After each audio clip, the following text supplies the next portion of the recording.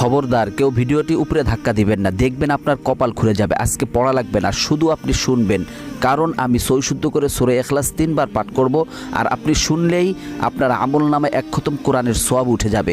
তো চলুন শুরু করা যাক। তো শুরু করার আগে যদি ভিডিওটি ভালো লাগে অবশ্যই চ্যানেলটি সাবস্ক্রাইব, ভিডিওটি লাইক এবং ভিডিওটি শেয়ার করার অনুরোধ করছি। তো চলুন শুনে আসি 3 বার। বিসমিল্লাহির রহমানির রহিম।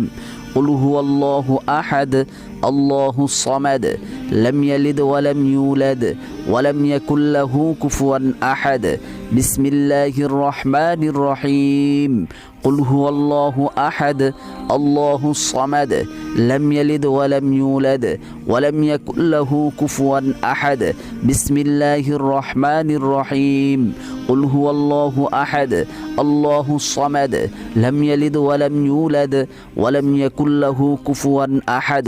যারা শুনেছেন তাদের আমলনামায় 1 খতম কোরআনের সওয়াব উঠে গিয়েছে।